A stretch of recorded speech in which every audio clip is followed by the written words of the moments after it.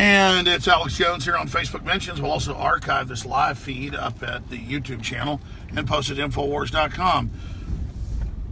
I am not someone who is here as a vassal of Donald J. Trump to just defend whatever he's doing.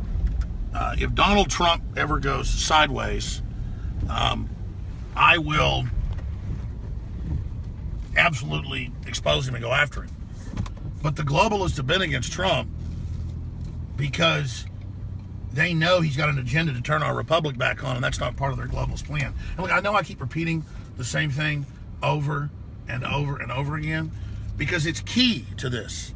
The globalists want a post-industrial world where they pick winners and losers, and only a few people are actually able, under this system, to have companies, to have jobs, to have industry. It's a total monopoly. It's where they sew up the economy. And that's why they're so against Trump, because the power structure, about to go in the grocery store for my family, pick some stuff up, I forgot, because the globalists understand that they can't compete with the American system. Now, I'm done talking about that. Let me talk about a world under Hillary. Hillary Clinton was a giant warmonger who turned the Arab Spring loose, working with Facebook, Twitter, and Google, in an admitted plan to take over much of Africa, the Middle East, you name it, for Saudi Arabia and the Muslim Brotherhood, putting the most radical, Wahhabist, Sunni, death cult garbage in control, in charge. They're the people that send their kids to go suicide bomb. They're the people that can't live in peace with other Muslims. They're the people that are absolutely sworn to take over our civilization and society. So can you imagine what it would be like under Hillary? Our economy was stagnating. They were consolidating control while telling us the economy was great. Under Trump, $100 billion added in 50 days to the stock market. 50 billion Japanese investment announced next year in robotics and high tech, the best kind of jobs we want. Cutting edge development. 10 billion in steel jobs already coming back. 2 Ford plants. The big air conditioning company, Carrier, coming back. And he's not even president yet. And they're already saying they have the votes to cut our corporate income tax to the global average to bring back over $1 trillion that's there. And they're pissed. So the Federal Reserve has announced they are cutting interest rates to try to put a damper on that economy. Trump wants them to stay at 0. I'm against 0% interest rates because it penalizes investors and folks that have saved their money. But if you're going to keep it at 0% interest rates for 6 years, but then not loan money, the globalists just gave themselves free money. Now Trump's going, we're going to keep it low so the people actually get some good interest rates and get things spurred and moving, and then start raising it. But see, they're now raising it preemptively to drive that down. So imagine a world under Hillary where she's turning the jihadis loose, where they're opening the borders up, where they get 4 to 5 new Supreme Court justices, where she admits she's coming after our guns, where they admit that they're trying to federalize education, where they admit that they're trying to take more and more public lands out of use from the general population, where she was going to continue to shut down what was left. In 8 years of Obama, they shut down more than half of our coal power plants that are totally clean, have scrubbers on them, so that all that comes out is carbon dioxide and water vapor. She was going to accelerate that and shut down another quarter at least, so that we wouldn't have triple the cost of China's electricity, but quadruple or more. Again, how do you compete when we have expensive electricity? They don't. This is what globalism is. So Trump's approval ratings, even in Gallup, have only gone up since he got elected. And those are rigged polls as well. We know they're oversampling Democrats, older folks, and people that tend to be more liberal because they want to have a, quote, fixed income from the government. But if you look at all these numbers, it's the highest exuberance, the highest confidence ever recorded in Gallup's 100 years. That's Trump euphoria. That's Americana coming back. But again, I'm proud of the fact that I'm cheerleading for Trump because he's doing the right thing, because I know their attack plan. I said this a month ago before it was in the Washington Post 2 weeks ago. They said our hope is to get Alex Jones and the Breitbart crowd to split off. They talk like we're not reading or watching. Like that Bloomberg article from July where he's talking to Slate about how, we're going to take their guns by stealth now, locally calling it gun safety. And we're having some success now by stealth. But the good news is they're so arrogant, they tell us what they're going to do. So there they are admitting that they're trying to get us to infight with Trump. Day one, say he's not perfect. Oh, look at who he's appointing. I don't care who he appoints. I want results. And he's appointing people, when you study him, that were high-powered corporate people, but were actually anti-globalist inside the structure. Every one of them. That's why half of them openly are anti-New World Order. The other half were anti-New World Order till they almost got destroyed, like Rex Tillerson, Mnuchin, and others. So see, I'm informed. People are saying, oh my God, Peter Thiel, the big Bilderberg billionaire, creator of PayPal and all this other crap, part owner of Facebook. What the hell is going on? What are you doing? He goes to Bilderberg. Peter Thiel stopped and talked to our camera people until they kind of got in his face. They were excited in Germany this year at Bilderberg. Now, Petraeus ran away, you notice.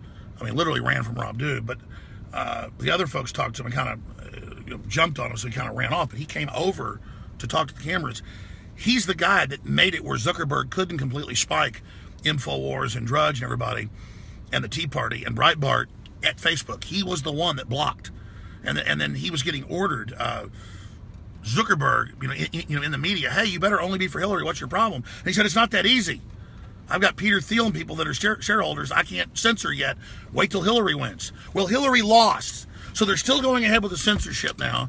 But see, Trump's in. So we're not even winning. We're just in the fight. Do people understand that yet? He's 25 days from being in office. And there's this attempt to start this meme, and it's failing, by the way, that Trump already sold us out. That was the headline that I covered Thursday in National Review, the big CIA. And by the way, it was set up to take over the conservative movement in the 60s. National Review was. That's declassified. And I'm not saying William F. Buckley was bad or any of them were bad. The point was they were like, after we had Barry Goldwater almost take the country back like Trump's doing, we cannot allow the conservatives to do what they really want. We've got to have loyal opposition to the globalist system. And so that's what National Review was. It's what it is. Okay? And that's over. And Trump knows this. This big movement against globalism, against corporate fascism that isn't free market, crony capitalism, is so big, from Japan to Italy to the UK to the Netherlands to Brazil to Reykjavik in Iceland, everybody's pulling out of it. Every vote they have, people are pulling out. And then the EU says, well, you can't leave. So this whole system is falling apart. The globalist program is a joke, but this is such an epic war. I don't know how I'm not supposed to sit here and talk about this 24/7. This is incredible.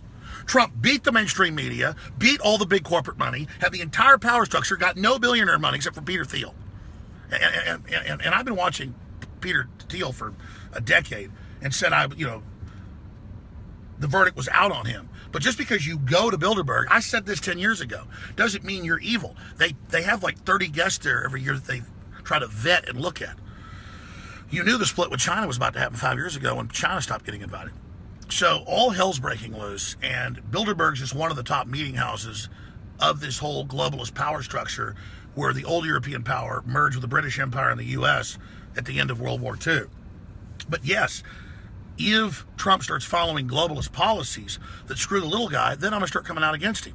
But all that aside, I intend to be loyal opposition in the good sense that we're Trump's friends and we're friends of the libertarian, constitutionalist, Americana takeover of the Republican Party. But it's because we're loyal opposition, we're so close to Trump, when we talk, people are really going to listen. We're not just going to bitch up front about made up and exaggerated stuff and take the bait of the headline that was in National Review that said, Trump is already ditching and betraying. In fact, I should Google it. It was some disgusting headline like, Trump is already, ditching his supporters. Trump is already betraying his supporters. And then it says he's a globalist. He's New World Order. All this stuff they never said existed. Suddenly it's Trump thinking we're dumb. And people just heard my message and Ron Paul's message and Trump's message. And that somehow if they just say now that Trump's a globalist, we'll all turn against him. In fact, let me pull up the exact headline here. It was National Review. Trump already. I misspelled that bad. We'll see what comes up. God. Shoot.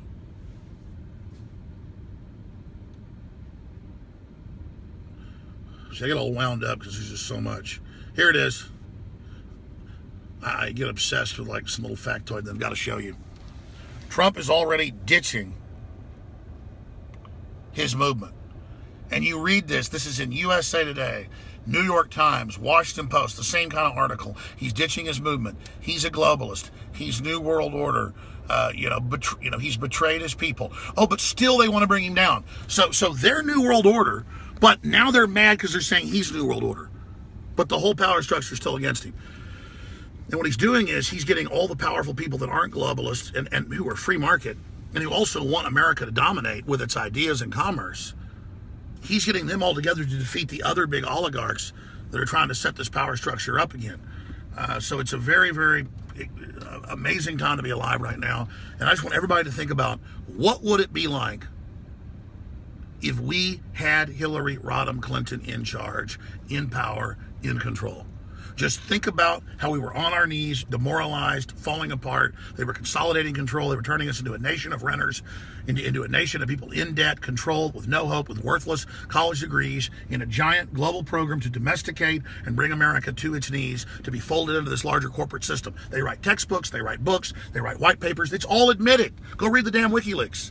This isn't my opinion. Have people figured that out yet? It's why serious people, world leaders, major, heavy hitters in Congress listen. Not because they're even learning anything from me. They know this is a place where we've done real research, and they can get the optics of the overall program they're already involved in.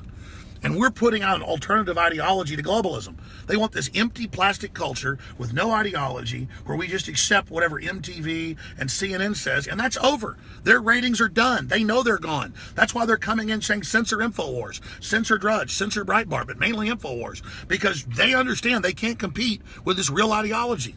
It just doesn't sell. And the young people are awake. Rex, we just ran into this Bo place. It was a young high school student there, a freshman. He would wear the InfoWars Hillary to prison, shirt to school and wake folks up. I mean, I know at your private school, a lot of the young people are awake. Tell us about that. Oh, absolutely. It's so important that the young people are finally aware, especially with this big election filled with turmoil. People started to notice that there wasn't just this one set of rules that everyone followed and everyone knew, and this was the reality and this was the fact. People are learning the real truth now instead of what they're force-fed, BuzzFeed, MTV. It's all horrible. But now that people are actually learning and they're actually waking up, especially the younger people, we can start to transform our society by transforming our culture. And that's what's so important for everyone to do, is just start becoming a little more aware and telling people that there isn't just this one ideology, this one set of rules. Well, that's it, exactly. They want to define us as alt-right. They want to say who we are. They want to control the language. That's over, control freaks. You want to add anything? Oh, absolutely. It's total. They're all control freaks. That's their whole thing. They're on this little power trip about how they're so great, about how... Q, you already had folks contacting you that saw you at the boat shop with us, so they're already watching. What do you want to say? Yeah, in fact, I think that what people fail to realize is how great it would have been if Hillary was in office. I mean, imagine open borders, no jobs, we could all be flat broke, we could have an influx of immigrants overloading the system. It'd be amazing. Veterans could be left to die in VA parking lots. Or in war with Russia, they could die. Right. Oh yeah, Hillary wanted to start a war with Russia, but now Trump's the warmonger. Q, we were talking about this.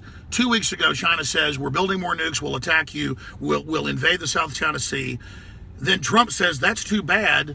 Until you come back to your sanity, we'll have to up our nukes. The media, I showed you the articles today, totally spun it like out of the blue. He announced more nukes and it's crazy. You want to comment on that? So now Trump is supposedly this nuclear war monger and decides out of the blue that he's going to do it all, when in fact, why should he be penalized or judged based on the fact that he's just prepared to defend the homeland by whatever means necessary?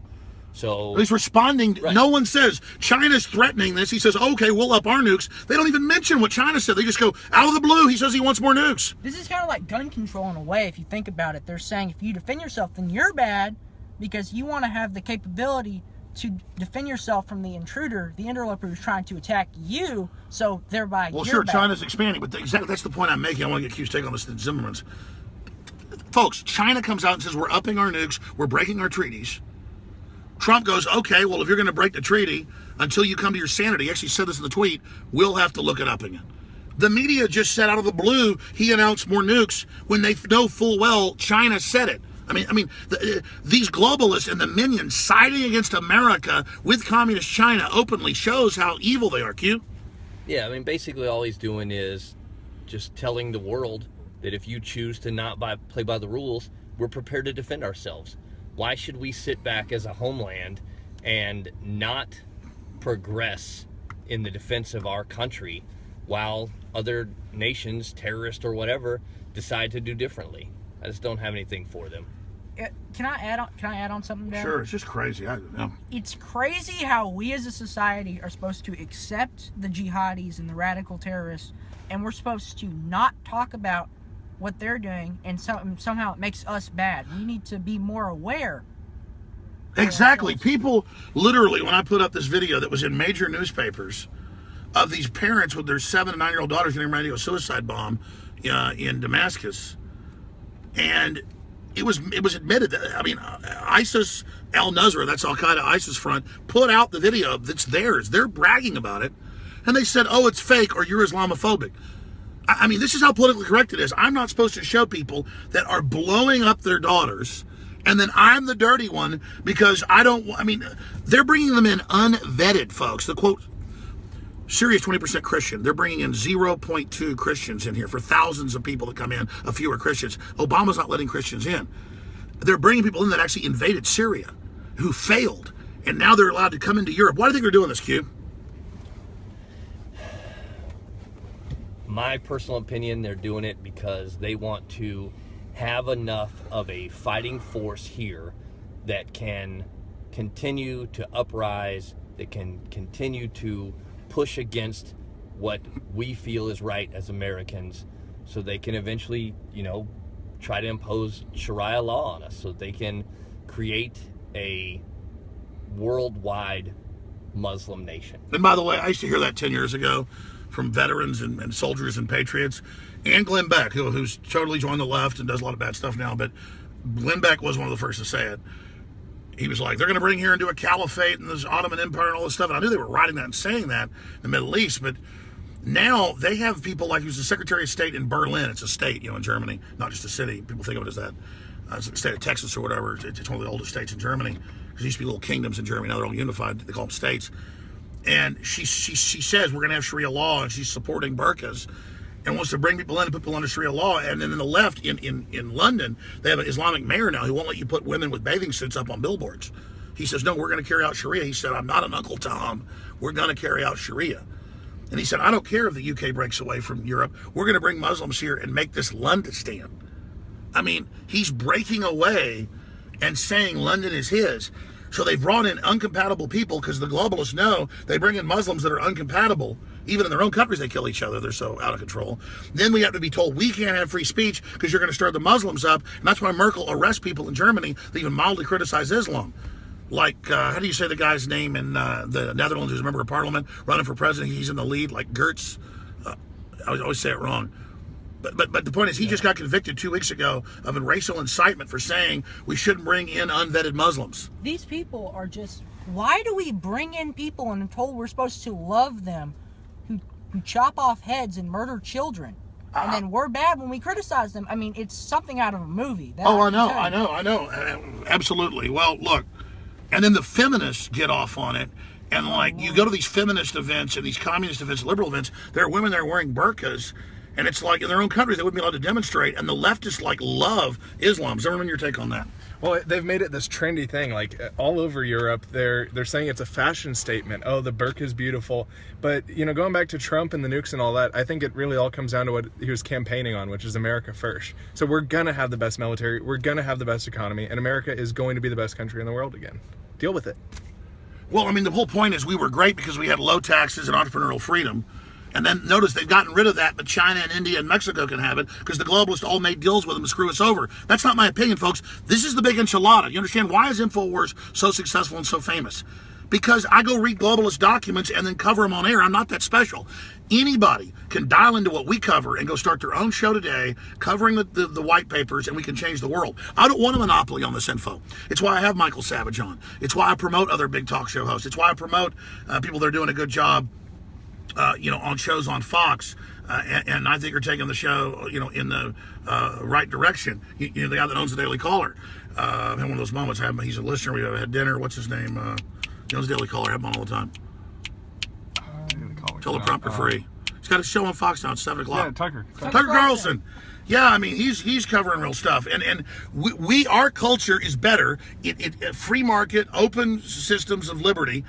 But sovereignty is much better than what the globalists have. We've just got to ignore their bullying, ignore their control freak garbage, their attempts to tell us how to talk and what to do, and it's game over. Of course they want to shut down speech because they can't compete with us. So again, everybody contemplate this. Imagine a world where Hillary Clinton, her people, had 4 to 8 more years. They were getting ready to bring in total tyranny. They admitted it because they want to sew the thing up because they knew culturally they were beginning to lose. But we worked so hard, you worked so hard as the info warriors, that we kicked their ass even though they tried to steal the election. The tsunami was so big, they stole 5 states. We still came over the wall. They lost. Now they are freaking out because they realize that their whole system of being parasites is in serious jeopardy. So don't go to sleep this holiday season. I'm still waiting to see what they'll ram through today or tomorrow, like they always do, and when we're all busy, around the Christmas tree. And just remember, the jihadis and other people attacked on Christmas, and they're saying more attacks are coming because, again, they fundamentally want to bully us.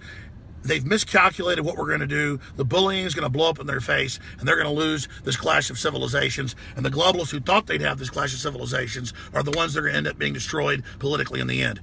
Infowars.com/show. Spread that link. In fact, I'll do one more video later on the jihad threats inside the United States and Europe over this Christmas holiday. And then that'll be it until I come back live on Monday and Tuesday. God bless you all. Merry Christmas.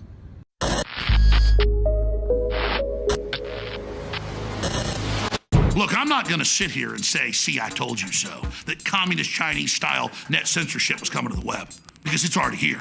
It's being announced. The way you keep the internet open and free is you get involved more than ever. Go to Infowars.com/app. A new battleship in the fight. Infowars Live, available right now. We're looking for a crew to man it. You going to sit down and play games and be a trendy?